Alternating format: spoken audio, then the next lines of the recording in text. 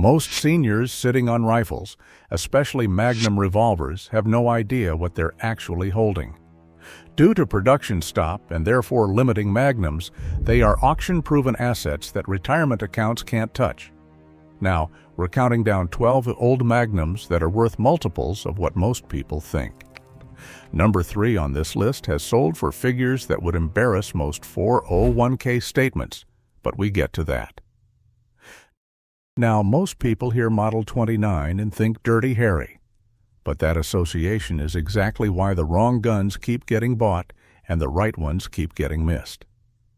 The Model 29 Clint Eastwood carried in 1971 put 44 Magnum revolvers on the map. But the guns that matter to collectors aren't the ones riding that movie poster. They are the ones built before 1982, before Smith & Wesson removed the pinned barrel and the recessed cylinder. Those two features, the pin through the barrel threads and the countersunk chambers that seat each case head, were manufacturing standards Smith & Wesson dropped when cost pressure hit.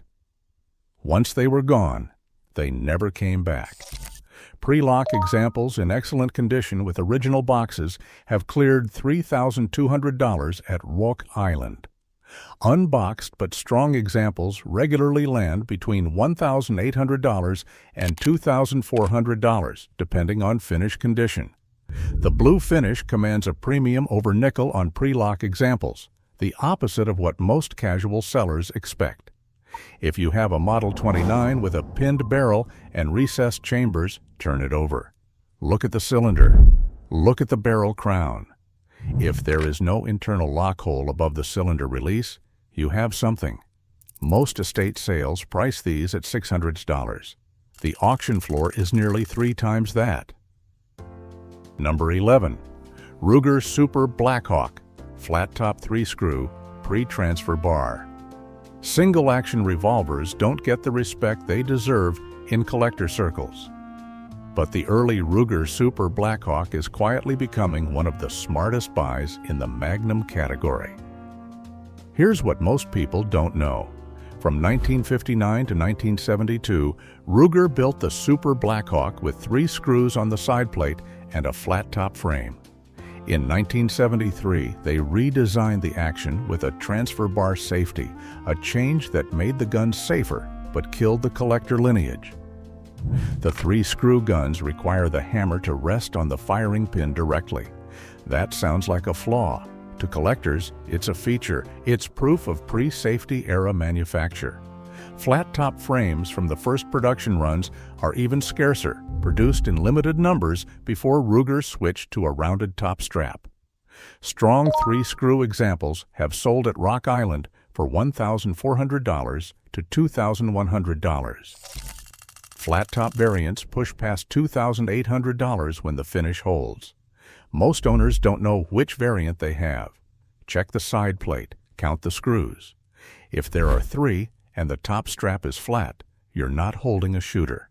You're holding a documented piece of American single-action history that the market is actively chasing. Number 10. Winchester Model 70, .300H and H, Magnum, pre-1964. Winchester changed everything in 1964. They replaced controlled round feeding with a cheaper push feed system and in doing so created the single, clearest collector boundary in American rifle history. Pre-1964 or post-1964? That's the only question that matters. But within the pre-1964 Model 70, the .300H and H, Magnum chambering, is the one most sellers get wrong. Holland and Holland's .300 Magnum was the original belted Magnum cartridge, developed in 1925, adopted by Winchester in 1937. By the time the Model 70 hit its stride, the .300H and H was the cartridge serious hunters used for everything from elk to dangerous African plains game. Production numbers in this chambering were never high. When Winchester shifted focus to the .300 Winchester Magnum after 1963, .300H and H production effectively ended. That's a hard manufacturing cutoff with no revival. Pre-1964, Model 70s in .300H and H with matching serials and original stocks have cleared $4,500 at Rock Island. Even honest shooter-grade examples rarely fall below $2,200. The stock is the first thing to check. Original Winchester walnut with a correct grip cap tells you whether the gun has been altered. Altered stocks cut value by 40% or more. Number 9. Colt Python 357 Magnum, pre-1999 production. Everyone knows the Python. But most people buying and selling them don't know which ones actually matter. Colt produced the Python from 1955 to 1999, then discontinued it before reintroducing a new version in 2020. The reissue changed everything, and not in favor of sellers who don't do their homework. New production Pythons look right, but they're not the same gun. The original featured hand-fitted internals, a hand-honed action, and a trigger pull that gunsmiths still study. Colt's manufacturing culture put hand labor into every Python off the line. That culture doesn't exist anymore. Pre-1999 examples with original boxes, factory papers, and unaltered actions represent the real market. 4-inch royal blue examples in 98% condition have sold for $6,500 at Rock Island. 8-inch barrel variants, rarer and less commercially popular at the time, now regularly clear $5,000. But here's the detail most sellers miss entirely. The grips matter.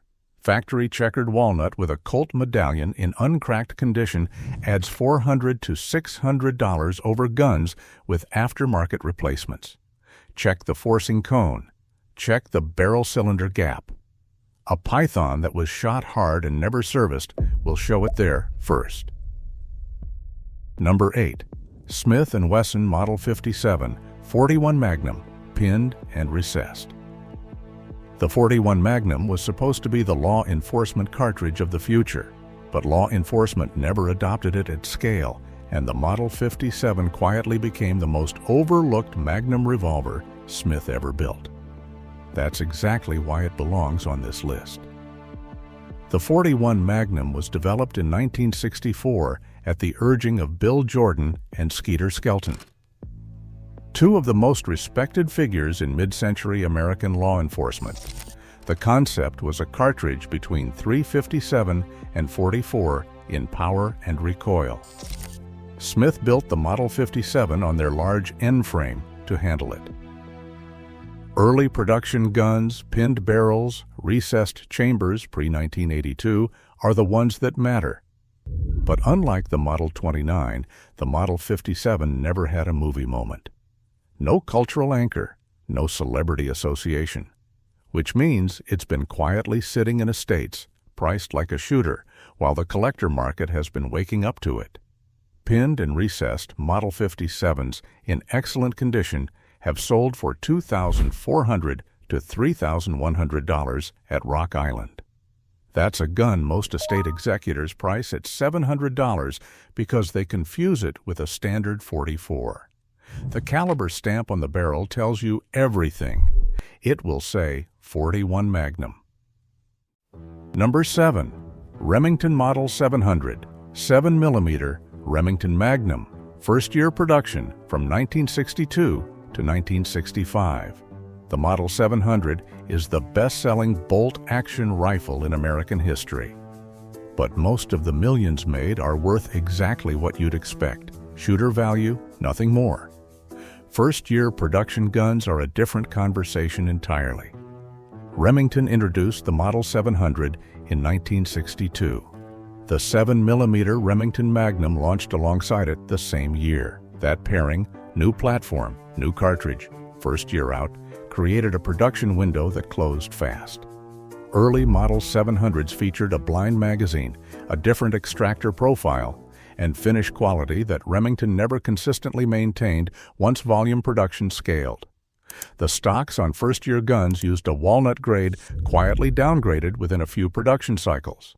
Serial numbers below a certain threshold are the only reliable way to confirm first-year manufacture, and Remington's 1962 records are documented and cross-referenceable. First-year Model 700s in 7mm, Remington Magnum with unaltered stocks have cleared $1,800 to $2,600 at auction. That's a gun sitting in thousands of American safes right now, priced as a hunting rifle. Look at the serial prefix. If it confirms 1962 and the wood hasn't been refinished, you may have the earliest version of the most successful bolt gun ever made. Number 6. Dan Wesson 357 Magnum, interchangeable barrel system, early production. Dan Wesson doesn't get mentioned in the same breath as Colt and Smith, but it should. Daniel B. Wesson, great-grandson of the original, left Smith & Wesson in 1968 and founded his own company with one engineering insight nobody else had pursued: interchangeable barrels.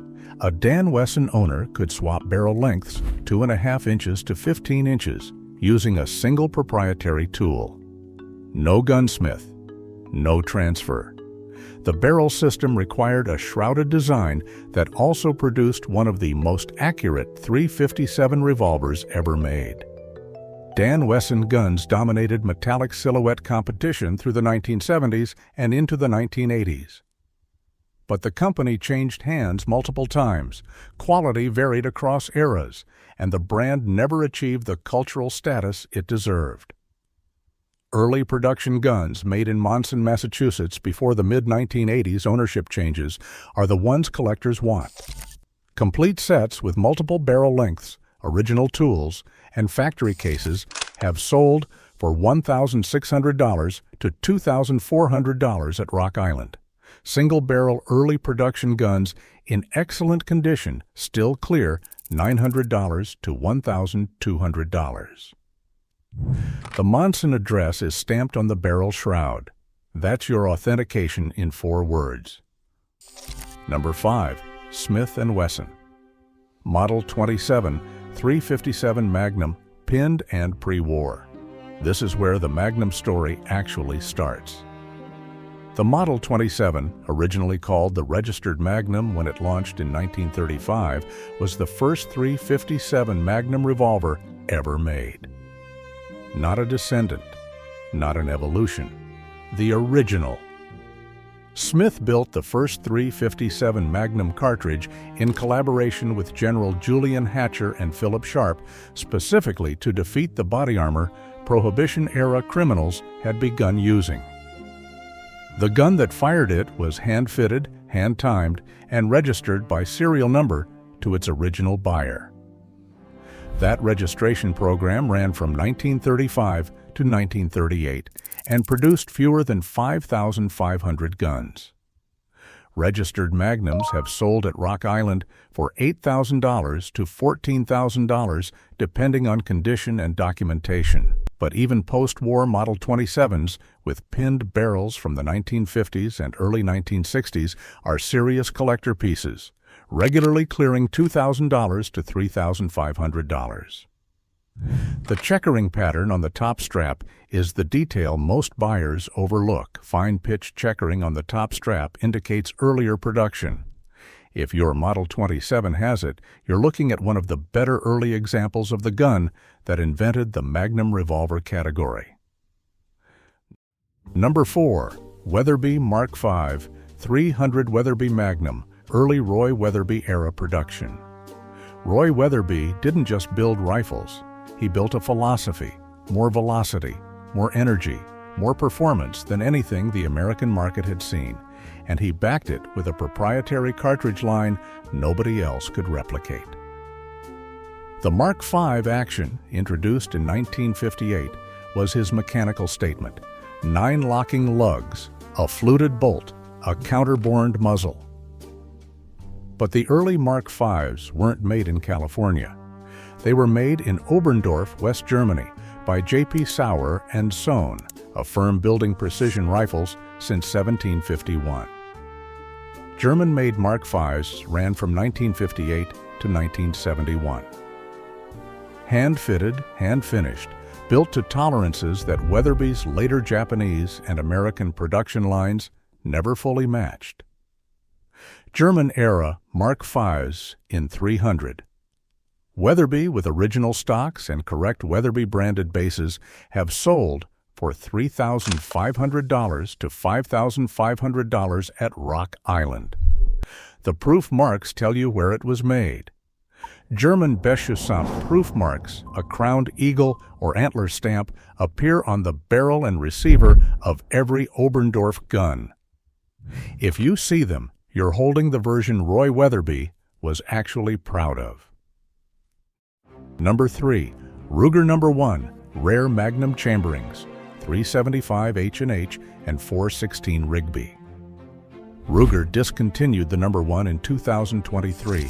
That's a hard stop on a single-shot rifle in continuous production since 1967. No. 1S in standard chamberings are common enough that the discontinuation hasn't moved the market much. But the market is just starting to figure out what certain chamberings are actually worth. The 375 H&H and 416 Rigby variants were cataloged sporadically, built in limited annual runs, and frequently sold out before reaching distributor shelves. The 416 Rigby chambering, designed for the largest and most dangerous African game, was a special order proposition for most of the No. 1's production life. Ruger's own records confirm that certain years saw fewer than 200 units in specific dangerous game chamberings. Now those guns are gone, and the line is closed. No 01s in 375 H&H with matching wood and correct Ruger rings have sold for $2,200 to $3,400 at Rock Island. 416 Rigby examples have cleared $4,000 when they surface. The chambering is stamped on the barrel, but the production records are what confirm scarcity, and Ruger's historical shipping ledgers are accessible through serious collector networks. Number 2. Smith & Wesson Model 53 22 Jet. Smith & Wesson has built a lot of revolvers, but the Model 53 might be the strangest commercial failure that became a legitimate collector trophy. In 1961, Smith chambered an end frame for the .22 Remington Jet, a center-fire cartridge developed jointly with Remington intended to bring high-velocity performance to a revolver platform. It did not work as planned. The .22 Jet case, under pressure, had a tendency to set back into the cylinder chambers and lock the cylinder entirely. Smith included .22 long rifle chamber inserts with every Model 53 to give owners an alternative when the Jet misfired. That is a factory acknowledgement of a design problem baked into the box. Production ran from 1961 to 1974. Total production, approximately 15,000 guns, 15,000 units across 13 years on a standard end-frame platform. For context, Smith was producing hundreds of thousands of Model 10s annually in the same period. Model 53s with original chamber inserts, matching boxes, and factory papers have sold for $2,800 to $4,200 at Rock Island. The inserts are the key variable. Most guns have lost them. A complete Model 53 with all inserts present is a different tier entirely. Number 1. Winchester Model 54 Early Production and Supergrade Variants. Before the Model 70, there was the Model 54. Winchester introduced it in 1925 as their first commercially successful bolt-action centerfire rifle. It ran until 1936 when the Model 70 replaced it. 11 years, roughly 50,000 total guns across all chamberings. But here's what almost no estate sale ever gets right. The Model 54 came in chamberings Winchester never offered again, including early configurations that predate the standardization of American rifle cartridges.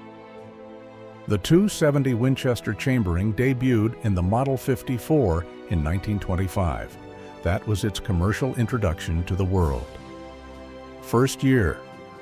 270 Model 54s are the guns that launched one of the most successful cartridge lineages in American hunting history. Super-grade variants with checkered pistol grip stocks, higher-grade walnut and sling swivels were the premium offering. Produced in tiny numbers relative to standard production, Model 54 super grades in original configuration have sold at Rock Island for $5,500 to $9,000. Standard grade early production guns in excellent condition still regularly clear $2,500 to $4,000. Serial number is everything here. Winchester's Model 54 records are documented in Mattis's Winchester reference books, the definitive production resource. Serial numbers below 2,000 are first-year guns. Most estate executors see an old bolt action and price it at $400. The people who know what they are looking at buy it quietly and never say what they paid. That's the entire point of this list. If you made it to number 1, you already know more about Magnum collector value than 95% of gun owners. The guns on this list are sitting in safes, attics, and estates right now, mispriced, misidentified, and undervalued by people who never looked past the surface. Serial numbers, production dates, and finish details are not trivia. They are the difference between a $400 sale and a $4,000 sale.